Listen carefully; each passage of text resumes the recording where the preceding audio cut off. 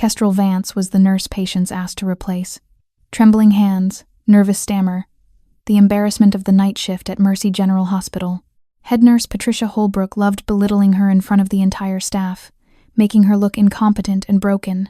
But when 6 armed men burst through the ER entrance, weapons raised, demanding the extraction of a prisoner under federal protection, all the condescension dies. Because that terrified nurse they pitied, she's not just a former sailor. She's Lieutenant Commander Kestrel, Reaper Vance, Navy SEAL, and these invaders just made the worst mistake of their lives by underestimating her. What happens when the weakest person in the room turns out to be the most lethal? Drop a comment with your thoughts, and don't forget to like and subscribe for more incredible stories of hidden warriors. The IV catheter slipped from Kestrel Vance's trembling fingers, the sterile packaging hitting the pristine white floor of Mercy General Hospital like another piece of evidence against her competence. She flinched immediately, honey blonde hair falling loose from its deliberately messy ponytail, shoulders curving inward as she bent to retrieve it with shaking hands. The harsh fluorescent lights overhead cast unforgiving shadows across her hazel green eyes, making the exhaustion beneath them look even worse. Her light blue scrubs hung loose on her 5'9" frame, deliberately oversized, the V-neck top and short sleeves doing nothing to suggest the compact, lethal athlete hidden underneath. She looked exactly like what she wanted them to see. A nervous, incompetent nurse who had no business working in critical care. Unbelievable. Head nurse Patricia Holbrook's voice cut through the corridor like a surgical blade. She stood tall at 5'8", impeccably pressed in her Navy supervisor scrubs, her silver-streaked hair pulled back in a severe bun, her designer reading glasses dangling from a chain that probably cost more than Kestrel's monthly rent. Her hospital ID badge gleamed under the lights as she gestured dismissively at the mess. "This is the 4th time this month, Vance. Do you have any idea how much these supplies cost?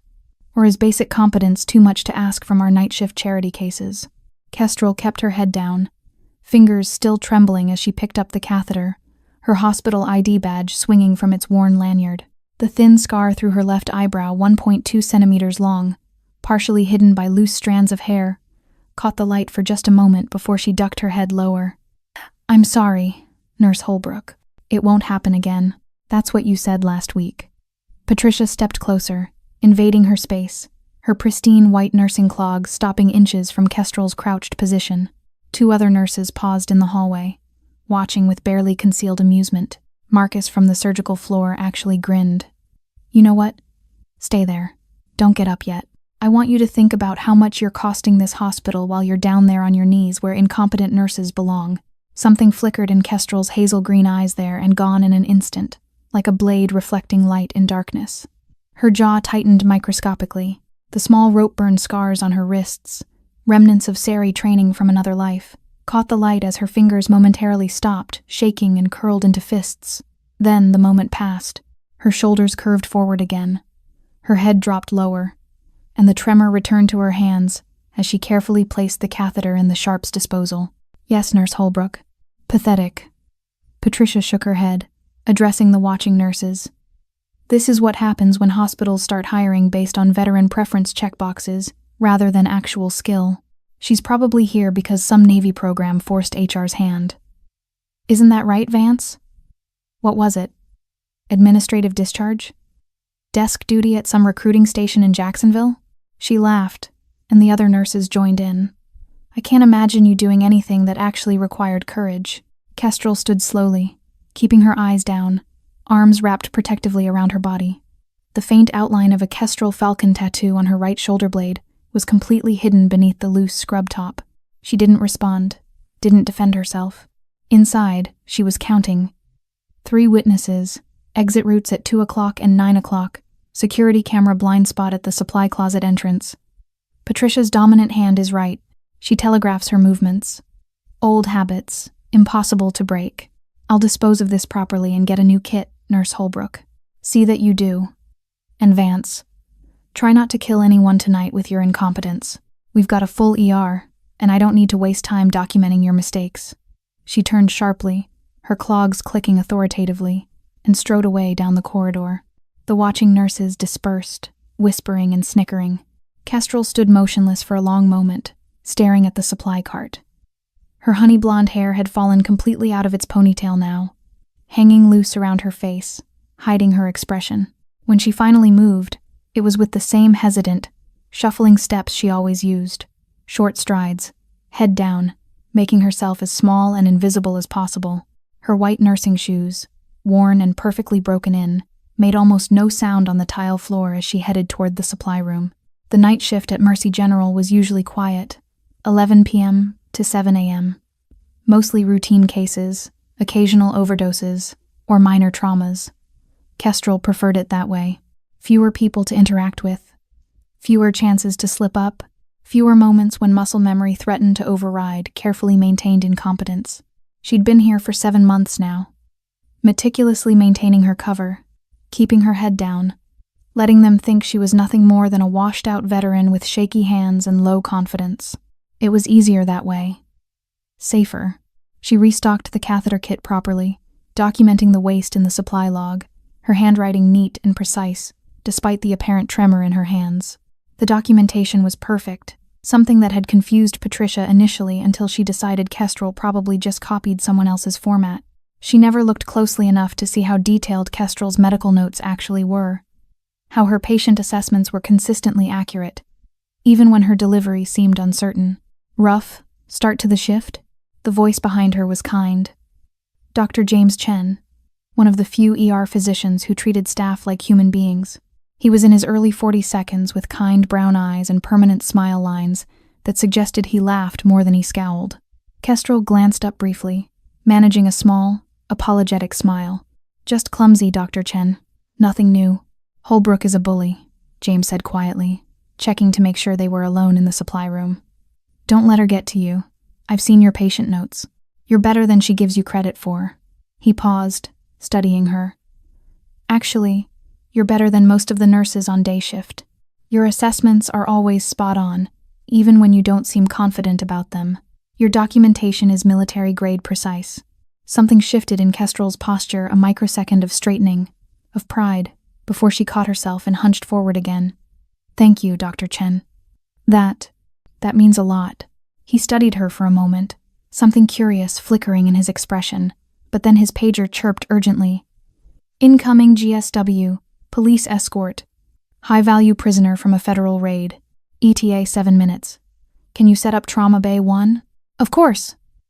Kestrel moved immediately, her steps still small and hesitant, but her hands suddenly steadier as she began pulling supplies. James noticed but didn't comment. Heading toward the ambulance bay. Trauma. This was where things got dangerous for her. This was where instincts kicked in, where 8 years of DevGru training threatened to surface, where the muscle memory of 100 combat casualty scenarios tried to override her carefully maintained incompetence. She forced her hands to tremble again as she prepared the trauma bay, deliberately fumbling with an equipment tray, making sure the other nurse in the bay, Rebecca from day shift, pulling a double, saw her struggle. God, Vance, just let me handle the critical equipment, Rebecca huffed, moving her aside with barely concealed annoyance. Why don't you just stock the cabinets or something? You know, things you can't mess up. Sorry, Kestrel murmured, stepping back, making herself small again. Inside, part of her was calculating. Gunshot wound, federal prisoner, police escort. This wasn't a random gang shooting. This was organized crime, high-value target, which meant potential complications, possible extraction attempt, possible retaliation, possible. She forced herself to stop thinking tactically. That was Reaper thinking. That wasn't who she was supposed to be anymore. The ambulance arrived at 11:47 p.m. Sirens wailing, lights strobing. Paramedics rushed through the bay doors, with the patient a man in his 42nd, obvious abdominal GSW, conscious but deteriorating, Russian accent cursing through gritted teeth. 2 uniformed police officers flanked the gurney, hands on their sidearms, eyes scanning constantly. Dr. Chen started calling orders immediately, the team moving with practiced efficiency. Kestrel stayed in the background, fetching supplies when asked, doing the simple tasks, keeping her hands visibly shaky, staying out of the way. But her eyes never stopped moving. She clocked everything. The patient's wound trajectory. 9 millimeters. Entered left. Lower quadrant. Probable intestinal perforation. The security details positioning adequate, but not tactical. The ICU room assignment. 3rd floor. East wing. Limited access points. Vance, Get me 2 units of oneg from blood bank, Dr. Chen called. Yes, doctor. She moved quickly but clumsily, nearly tripping over an equipment cord, catching herself awkwardly. Rebecca rolled her eyes. Kestrel ignored her, focusing on maintaining the mask. But as she left the trauma bay, something caught her attention through the hallway windows overlooking the street. A black SUV, idling across from the ER entrance. Tinted windows, engine running, driver's silhouette visible but unmoving. Normal? Maybe. But the tactical part of her brain, the part she couldn't fully silence, noted it, filed it away, calculated response times if something went wrong. She retrieved the blood from the bank, returned to the trauma bay, and watched as Dr. Chen stabilized the patient for emergency surgery. The police escort followed as the gurney was wheeled toward the OR, then to recovery, then eventually to the ICU on the 3rd floor. The black SUV outside disappeared sometime during the transfer. Kestrel told herself it meant nothing. The ER settled back into relative quiet around 1:30 Kestrel made her rounds, checking on the handful of admitted patients waiting for beds upstairs, documenting everything in her careful handwriting, avoiding Nurse Holbrook, who was now in her office reviewing staffing schedules. The other nurses mostly ignored her, which was exactly what she wanted. Invisible, unremarkable, safe. She was restocking supply closet 3 on the 2nd floor when she heard it, a sound that didn't belong in a civilian hospital. Distant but distinct, growing louder from outside. The low rumble of heavy engines, multiple vehicles, moving fast, moving with purpose. Kestrel's head snapped up, her entire body suddenly motionless. Every muscle went still, her breathing controlled, her eyes sharp and focused in a way they never were during her shifts. She moved to the hallway window, looking out into the parking lot below. There, cutting through the sodium-orange glow of the streetlights, 3 black SUVs were pulling into the ER entrance in tactical formation. Not parking positioning, blocking exits, creating a perimeter, her hands curled into fists. That wasn't normal. That wasn't a family arriving for an emergency. That was a coordinated insertion. And it was happening here. Now, on her watch. Her jaw clenched, the thin scar through her eyebrow suddenly visible as she pushed her hair back unconsciously, her posture straightening without her realizing it. The trembling stopped. Her breathing deepened, slowed. Combat breathing. 4 counts in, 4 counts hold, 4 counts out. The SUV doors opened in perfect synchronization, and 6 figures emerged, moving with military precision, long coats concealing what were obviously weapons. They didn't run. They didn't shout. They simply moved toward the entrance with the calm, organized efficiency of professionals executing a well-rehearsed plan. Kestrel felt something stir deep in her chest, something she'd been suppressing for 7 months, something she'd hoped she could keep buried forever. The part of her that counted exits instinctively, that calculated threat assessments without thinking, that knew exactly how to move, how to fight, how to kill when necessary. The part of her that was Lieutenant Commander Kestrel, Reaper Vance. The men entered the hospital, and somewhere on the 3rd floor, a federal prisoner lay in the ICU under inadequate police protection. Kestrel's hands finally stopped shaking, not from fear, from control. The needle missed the vein. Again, Kestrel's hands trembled as she withdrew the catheter from Mrs. Patterson's arm, the elderly woman wincing. "I'm so sorry," Kestrel whispered, her voice tight with manufactured anxiety. "I'll get it this time." "Maybe you should get someone else, dear," Mrs. Patterson said gently, concern in her eyes. That somehow made it worse. "Vance," head nurse Holbrook's voice cut through the recovery room like a scalpel. She stood in the doorway, arms crossed. "Step away from the patient." Kestrel immediately pulled back, dropping the catheter into the Sharps container, shoulders curving inward. "I can do it, Nurse Holbrook. I just need... What you need is to stop wasting this hospital's resources." Patricia strode into the room, movements sharp and efficient, everything Kestrel pretended not to be. "I apologize for the incompetence, Mrs. Patterson. I'll handle your IV personally. Her best isn't good enough." Patricia prepped a new catheter, found the vein on the first attempt, sliding the needle home with practiced ease, the kind of ease Kestrel could execute in her sleep, in the dark, under mortar fire. "There. See how it's done when you actually know what you're doing?" Kestrel stood motionless, watching Patricia secure the line. Her own fingers trembled against her thighs. Inside her mind, Unbidden. A memory surfaced with the clarity of shattered glass. Kandahar, 2019. Interior of an MRAP. Blood everywhere. Vehicle moving 60 clicks per hour over hostile terrain. Lieutenant Briggs with half his abdomen torn open by IED blast, screaming, dying. Her hands, these same hands, moving with surgical precision, establishing vascular access in a brachial vein, while the vehicle bucked and jolted, while small arms fire pinged off armor, while her teammate held a flashlight and 2 others applied pressure to wounds that wouldn't stop bleeding. 14 seconds from assessment to line placement. Perfectly steady. Perfectly executed. "I've got him," she'd said, voice calm as ice.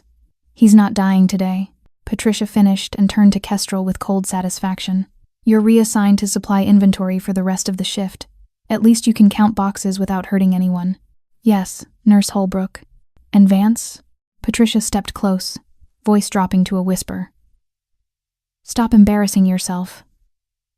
Whatever sympathy higher got you through that door won't protect you forever. Shape up or ship out." Kestrel kept her eyes down, breathing shallow and rapid, hands trembling. She nodded once and left the room with shuffling steps, shoulders hunched, presence diminished. Behind her, "Mrs." Patterson asked quietly, "Isn't that a bit harsh?" Patricia's dismissive response. "Kindness doesn't save lives. Competence does." In the empty hallway, Kestrel's jaw clenched for just a moment. Her hands, the same hands that had saved Lieutenant Briggs and 43 others in 8 years of combat deployments, continued their practiced tremor. The performance was exhausting, but the alternative was being Reaper again. And Reaper had killed too many people to deserve mercy. The trauma alert came through at 2:47 a.m. Multi-vehicle collision, 1 critical, ETA 4 minutes. Kestrel arrived at Trauma Bay 2 as Rebecca set up. "Just stay out of the way, Vance. Stalk the crash cart." She moved to the cart with hesitant steps, hands shaking. Her eyes, though, were already calculating. Multi-vehicle collision meant steering column injuries, blunt force chest trauma. The patient arrived on controlled chaos. Male, mid-30s, frontal impact at highway speed. "Doctor." Chen called orders as paramedics transferred him. Absent breath sounds on the right, probable pneumothorax. BP's 90/60, and dropping. Kestrel watched from the crash cart, practiced tremor, keeping her hands busy. But her eyes tracked everything. Respiratory rate elevated but not critical. Oxygen saturation 92%. Something was wrong. She moved closer, fumbling with an IV bag, positioning herself to see the monitor. Heart rate 118. Blood pressure dropping 85/55. Beck's triad. Her mind whispered. Hypotension, muffled heart sounds, jugular venous distension. Her gaze flicked to the patient's neck. Their JVD. Cardiac tamponade. Blood filling the pericardial sac. Minutes until arrest. Dr. Chen focused on the pneumothorax. Back to the monitor. Nobody else noticed the dropping pressure. Kestrel's hands stopped shaking. She forced them to start again. "Dr. Chen?" Small voice, uncertain. Nobody looked. She tried again, adding tremor. Dr. Chen? Is his neck supposed to look like that?" "What?" James glanced up, irritated. "His neck veins. They look puffy?" "Maybe I'm wrong." James's eyes cut to the patient's neck. Expression changed instantly. "Damn, JVD." He moved to bedside, stethoscope out. Muffled heart sounds. BP's 80/50. Already reaching for ultrasound. "Get me a pericardiocentesis kit." The probe went on the patient's chest. Fluid in the pericardium. Tamponade. He looked at Kestrel, something sharp in his eyes, before turning back. The needle went in subxiphoid, guided by ultrasound. Dark blood filled the syringe, 50 cc, 100 cc. Blood pressure climbed, heart rate stabilizing. "Good catch, Vance. Really good catch. It looked weird," Kestrel mumbled, backing away. "Probably lucky." Rebecca gave her a long look. "Yeah, lucky." The patient went to OR within 20 minutes. James found Kestrel restocking supplies with shaking hands. "Most nurses wouldn't recognize tamponade that early," he said. "Hell, most wouldn't recognize it until the patient coded." "Where'd you train again?" Kestrel's hands trembled harder. "Navy Hospital Corps School, San Antonio." Nothing special. Right. James didn't sound convinced. Whatever they taught you, keep doing it. You saved that guy's life, even if you don't want credit. Dr. Chen saved him. Sure. He turned to leave, then stopped. You don't have to be afraid here. Not of the work. You're better than you pretend to be. When he left, Kestrel stood alone, her reflection staring back from stainless steel cabinets. For a moment, she saw both versions. The trembling nurse, and the SEAL medic who'd performed this diagnosis 50 times in worse conditions. She snapped the elastic band 3 times. The mask stayed on. Kestrel locked the staff bathroom door at 4:15 a.m. Eyes closed, breathing deliberately.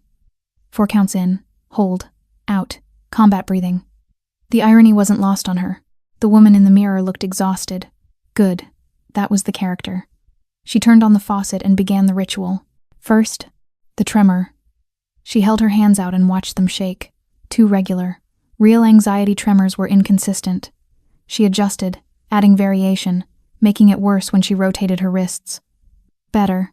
She practiced reaching for things. Each movement hesitant, uncertain. In Ramadi, these same hands had loaded magazines in darkness, performed field amputations, put 3 rounds center mass at 50 meters under fire. I'm sorry. I didn't mean to. Testing the anxious tone. Too defensive. I'm sorry. It won't happen again. Better. Self-deprecating without confrontation. Kestrel pulled up her scrub top. 7 months of deliberately poor nutrition, still athletic, but softer. Muscles hidden under a layer that suggested someone who'd let themselves go. But the scars told a different story. She traced the one along her left ribs. 8 centimeters, jagged, poorly healed. Ramadi, 2018. Rebar from a collapsed building. Driven through her plate carrier. She'd pulled it out herself, packed it with quick clot, continued the mission. 14 hours before she'd let anyone look at it. There were others. Shrapnel scars from Kandahar. Surgical scar from a high-altitude jump. Burn mark from an RPG backblast in Mosul. Each one proof of who she really was. She pulled the scrub top down, hiding the evidence. From her pocket, the prescription bottle. Lorazepam 0.5 milligrams, take as needed for anxiety. The label was real, prescribed by the VA therapist she'd seen twice. The contents were not. She dry swallowed 2 vitamin B complex tablets. She hadn't needed real anxiety medication in 4 months. Pretending to be weak was its own therapy. When you spent every moment performing incompetence, there wasn't energy left for nightmares. Most days, Kestrel stared at her reflection. Honey blonde hair, messy, eyes shadowed, shoulders curved in permanent defeat. This was Kestrel Vance, RN, nervous, incompetent, harmless. The woman behind the mask, Lieutenant Commander Kestrel, Reaper Vance, who'd earned her call sign stacking bodies in Fallujah, who'd killed 27 enemy combatants. That woman didn't exist anymore. Couldn't exist anymore. She snapped the elastic band on her wrist 3 times, sharp enough to sting. The pain helped. A reminder that this version was real, that the other version was the ghost. She practiced her smile. Small, apologetic, grateful for kindness. The kind that made people feel superior. Perfect. Kestrel unlocked the door, shoulders hunched, and shuffled back into the corridor. The mask was secure. The monster was caged. Behind her, her reflection watched her go. And for just a moment, the woman in the mirror stood straight. The night shift assignment board showed 3 open rotations: pediatrics, medical surgical, and ER.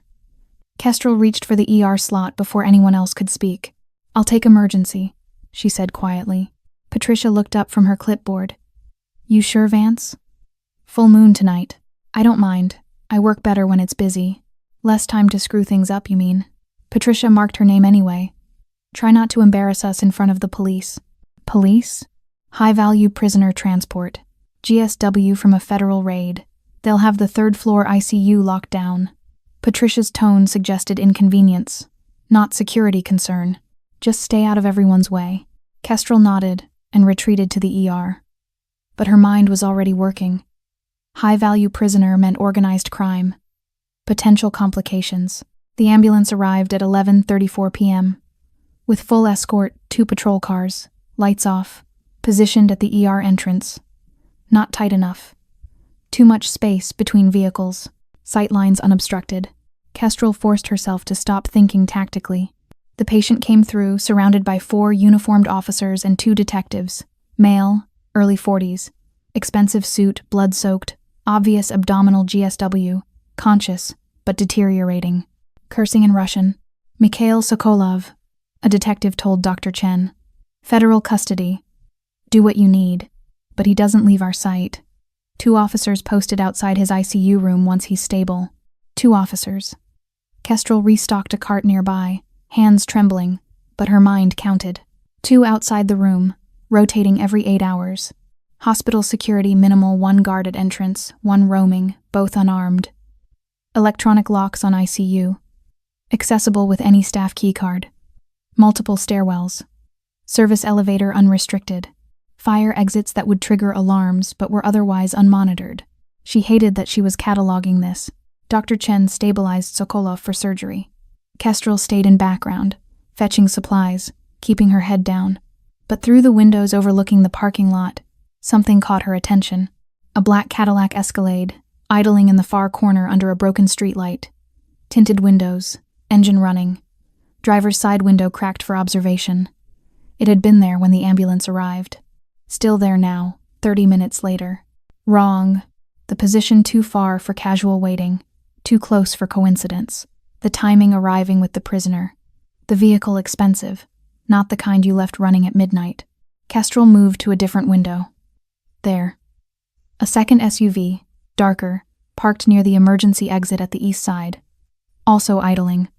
Also positioned with clear sight lines. Her hands stopped shaking. She forced them to start again, fumbling with the cart, nearly dropping gloves. Rebecca huffed and took over. Kestrel mumbled an apology and retreated to the nurse's station, every sense screaming warnings. The black SUVs sat in darkness like predators waiting to strike. Kestrel checked her watch. 12:47 a.m. Sokolov would be in surgery 2 hours, then recovery, then ICU by 4 or 5 a.m. The SUVs didn't move. She snapped the elastic band on her wrist. Once, twice, 3 times. Something was very, very wrong. The first shot sounded like someone dropping a textbook. Muffled, distant. Pop. Kestrel's head snapped up. Her hands went perfectly still. Pop, pop. Suppressed gunfire. She knew that sound like her own heartbeat. 3 rounds. Professional. Then the screaming started.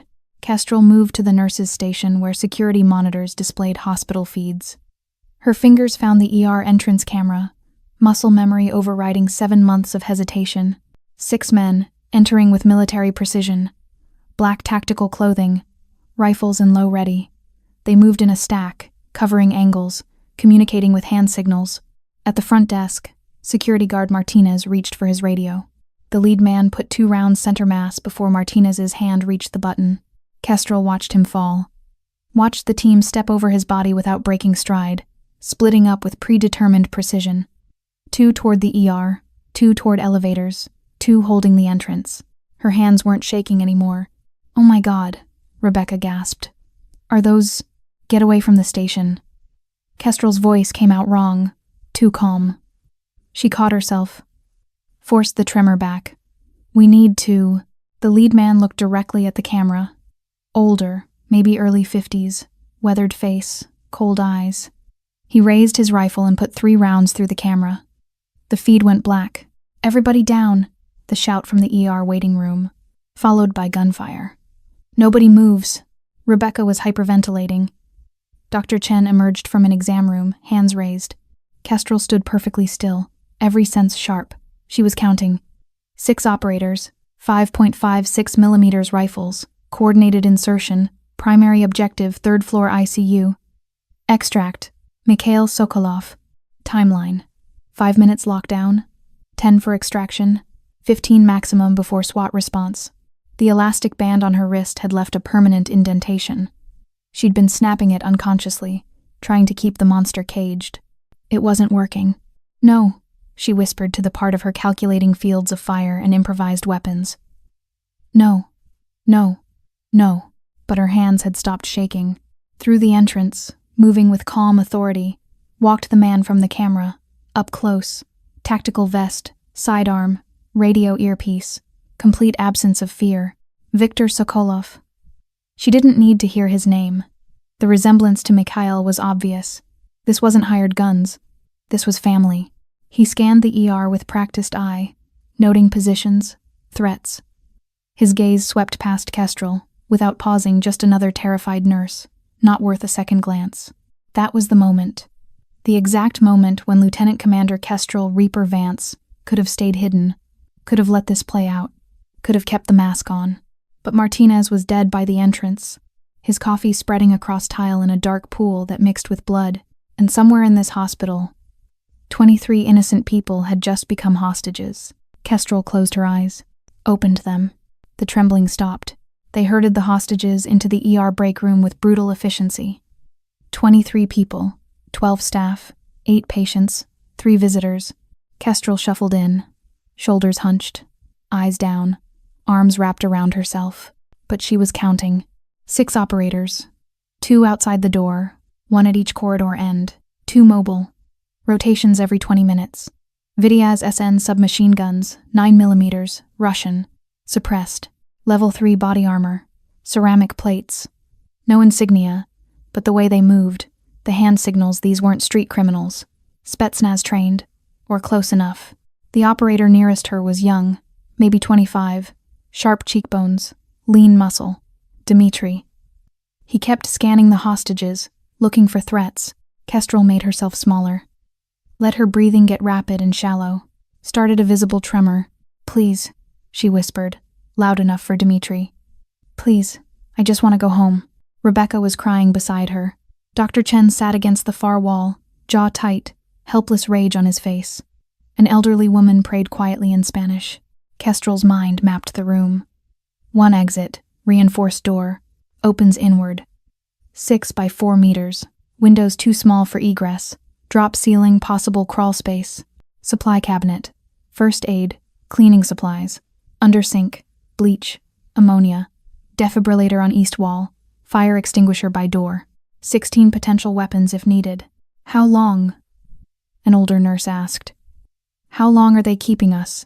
"Shut up," a guard said from the doorway. Not Dmitri. Heavyset, scar-through eyebrow, thick accent. "You talk, I shoot. Simple. Silence, except for quiet crying." Kestrel let her eyes unfocus, rocked slightly. Self-soothing behavior. But peripherally, she watched Dmitri. He was good. His eyes kept moving, evaluating, looking for what didn't fit. His gaze stopped on her. Really looked. Kestrel felt the assessment. Something about her posture, maybe, or some unconscious military bearing she hadn't suppressed. Her breathing hitched. She forced tears, not hard. She just thought about Martinez's body. About 7 months of hiding, about to be destroyed. About becoming Reaper again when she'd sworn she never would. The tears came. She made eye contact with Dmitri for a second, let him see absolute terror, a woman on the edge of breakdown.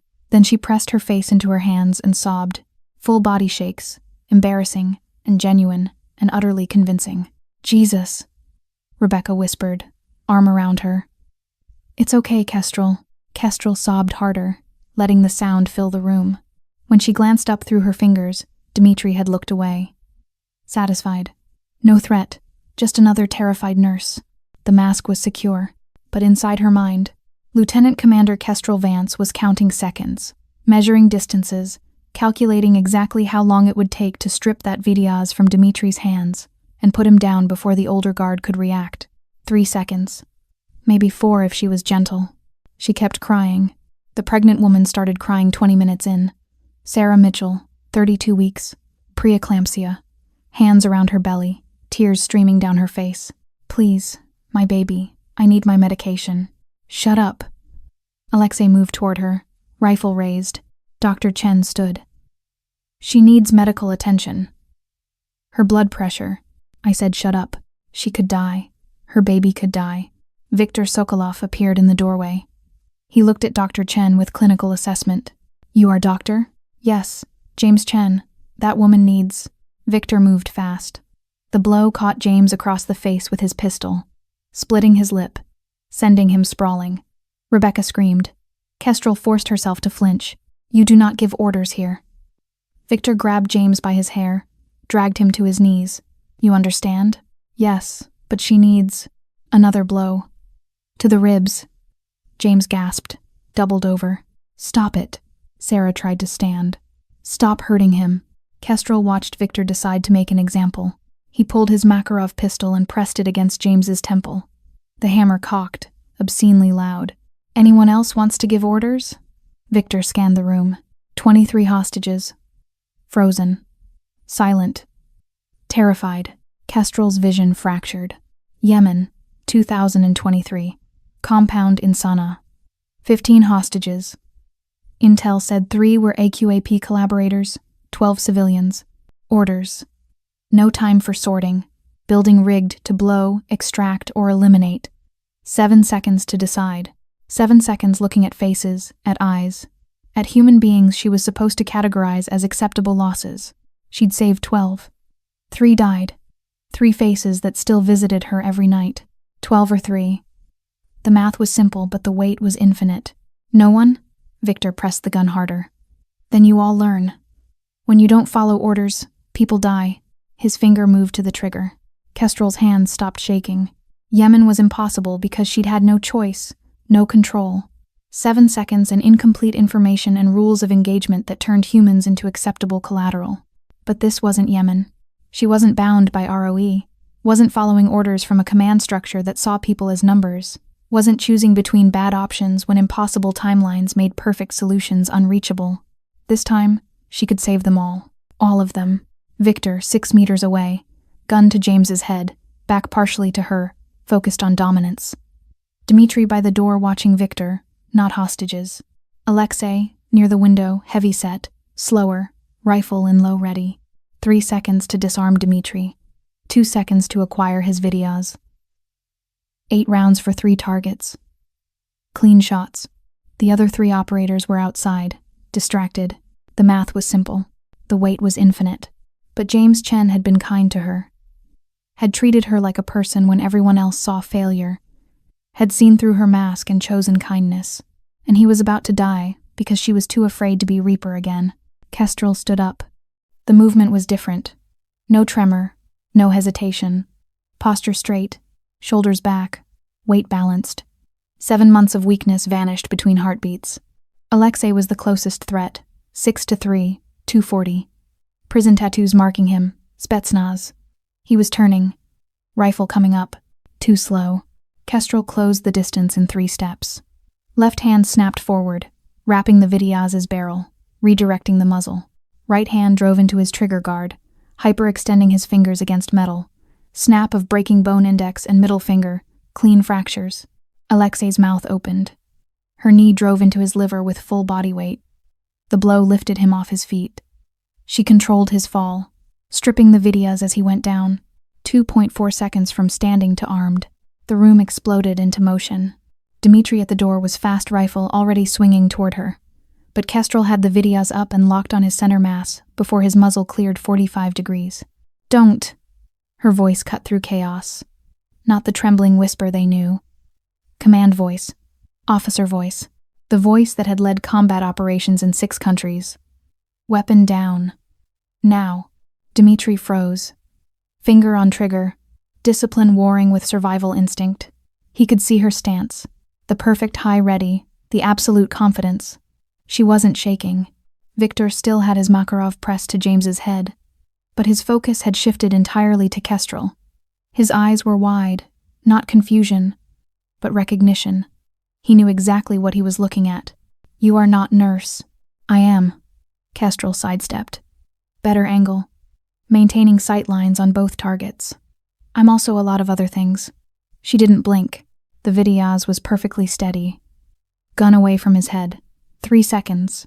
If I shoot him, you won't, because you know if you pull that trigger, you're dead before his body hits the floor. You've seen operators before, Victor. You know what you're looking at. Nobody moved.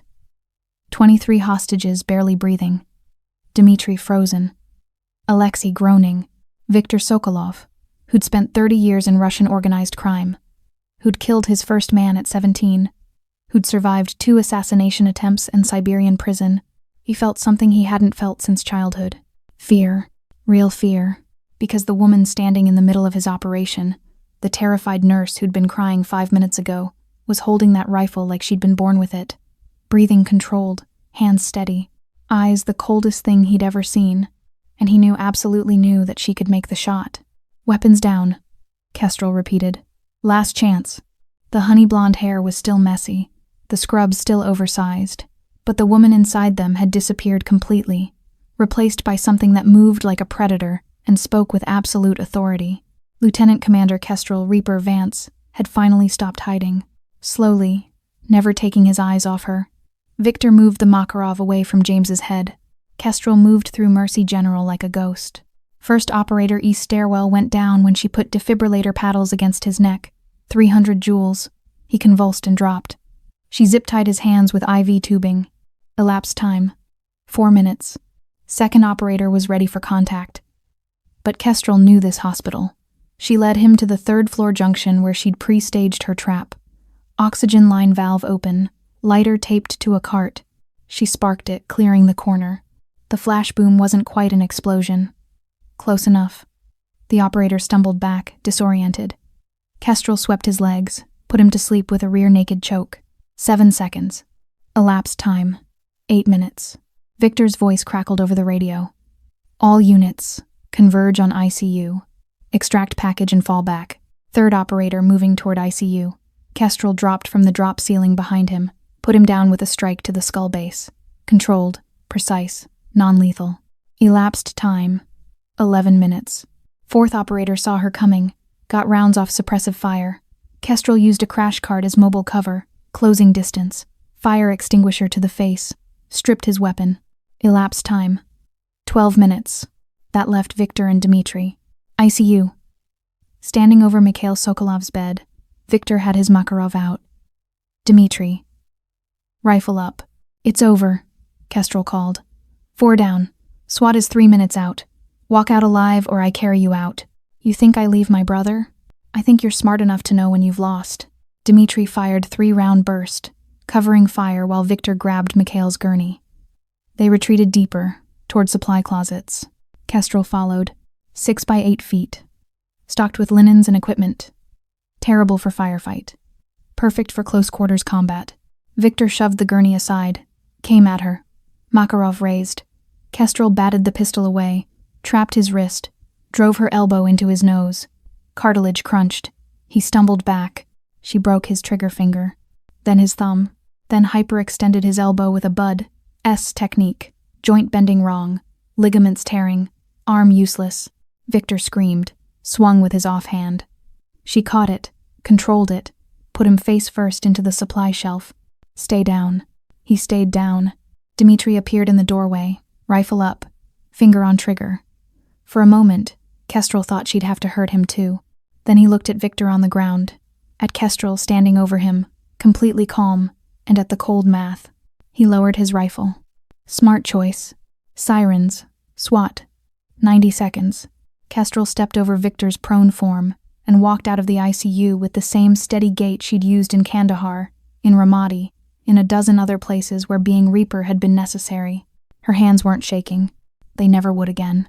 Kestrel sat on the ICU hallway floor, back against the wall, breathing controlled. The Vidyas lay disassembled beside her. Magazine removed. Chamber. Cleared. Safe. SWAT came through hard and fast. They found 6 armed men zip-tied throughout the hospital, 23 hostages unharmed, 1 nurse in blood-spattered scrubs sitting calmly, hands folded, eyes steady. Ma'am, are you injured? The SWAT lieutenant approached cautiously. No, 6 hostiles neutralized, all alive. Their leader is Victor Sokolov, in the supply closet. Broken nose, hyperextended elbow. He'll need medical attention. The lieutenant stared. You did this? Yes.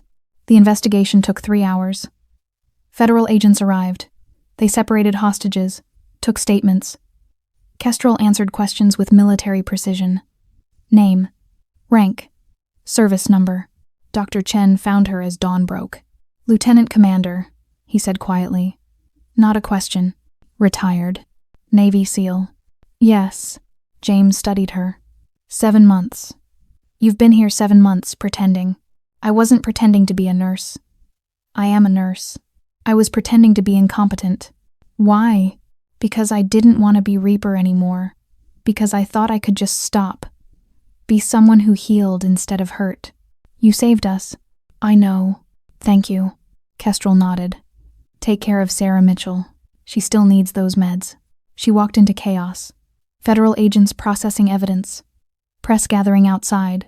And there head nurse Holbrook, staring with shock. Kestrel approached, unpinned her name badge Kestrel Vance, RN, and held it out. I resign.